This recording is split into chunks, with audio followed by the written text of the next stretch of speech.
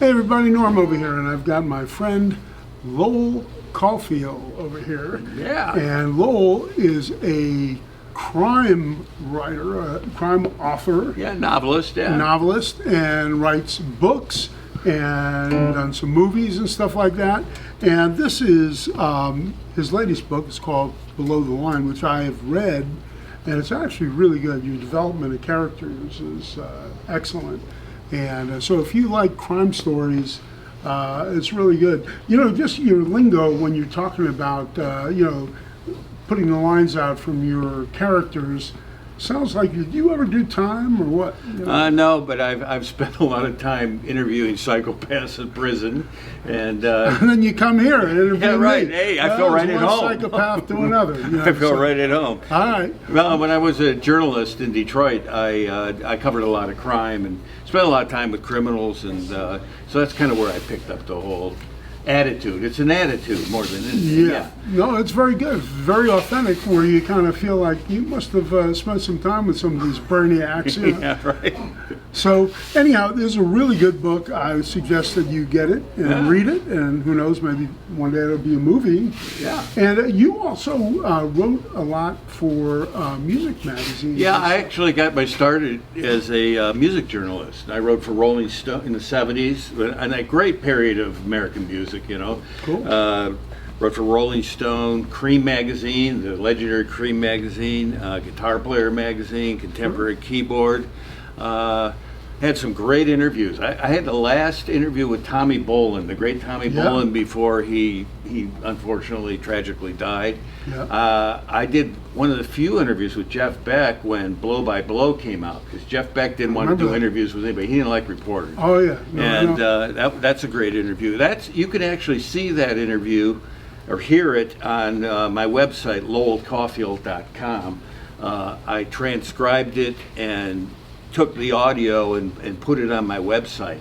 And it's funny because we're backstage at the Masonic Hall in the dressing room, and Jean-Luc Ponty, the violinist who was with John McLaughlin, they were touring with Mahavishnu Orchestra at the time. He's practicing away in the background, you know. Really? And So it's going on behind the interview? You know, yeah, behind the interview. So I had to do a closed caption so you could hear everything Jeff was saying. But yeah, that was a great period in American music in the 70s. Absolutely. I remember it, you know. Yeah. You got to be our age to kind of get that. you Yeah. know, So, and you're from Detroit. Yes. So you have like a lot of, Detroit is kind of a colorful city, and a lot of, good and bad, you know. Well, we say Detroit. I always say that Detroit is like New York, but with guns. You know. Really? Oh, but okay. I had a blues band in Detroit, the Progressive Blues Band, for 25 years. Led the band. Got to work with some great musicians. One guy named Willie D. Warren, the famous Baby Boy Warren, who these were early post-war guys. Black players. I learned my guitar style from those kind of players. Was my friend Paul Warren, was he from Detroit too? I don't think I Had a band called Paul Warren and Explorer, I believe. But I thought he might have been from Detroit too, and of course Ted Nugent, you know. Yeah, I'm holding a Birdland here, right? This is Ted's favorite guitar. It's amazing how he had.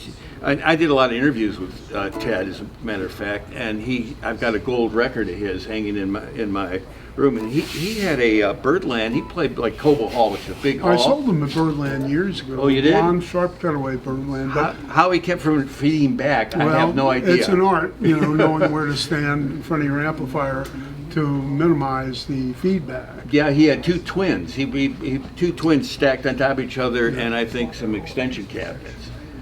And he's deaf in that ear. That was I faced believe that thing. yeah.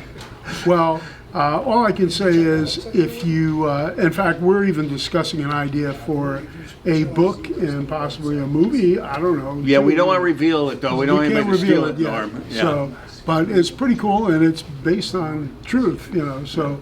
Well, I want to tell you, Norm, how much I enjoy coming to the shop, and I bought a few guitars here, and I just love what you do for the community, particularly the Midnight Mission. I've raised money for the Midnight Mission as well. They're one of the great outreach down in Skid Row because they require you to get sober to go into the Midnight Mission. Right. And I've met people who were literally on the streets living in tents who 5 years later have their own company as a result of the Midnight Mission. You never know the potential of somebody, just because they've, faced some bad luck, or it could be drugs, it could be mental illness, it could be anything. Every one of those people has a story. And, when you see somebody homeless out on the street, I mean, they could be a very interesting person that has a lot to say, and a lot of people just ignore them and walk away. Right. But it's nice when they're able to get some help. Yeah, It means a lot to that's me. a good outfit to be. I've raised money for them. I had a nonprofit film company called Primary Purpose Productions. We wrote and directed 3 films geared towards getting people into recovery, and we had a big premiere, and the money went to the Midnight Mission. So we got that in common too. Cool. Well, all I can say is, guys, buy this book, read this book. It's very cool. And he's really a great writer. I mean, really, you kind of fit into that thing there. It's almost a little scary knowing you after reading some of this, but it's a little wacky. But check out Lowell Cauffiel, and it's spelled Cauffiel. Yeah, lowellcauffiel.com. Great. All right, so get his books. And Available on Amazon and everywhere else. It's a great book. I borrowed it and read Norton's Oh, copy. yeah. Look at that. very cool. Thank you, buddy. I appreciate All right, it thank as you. always. All right.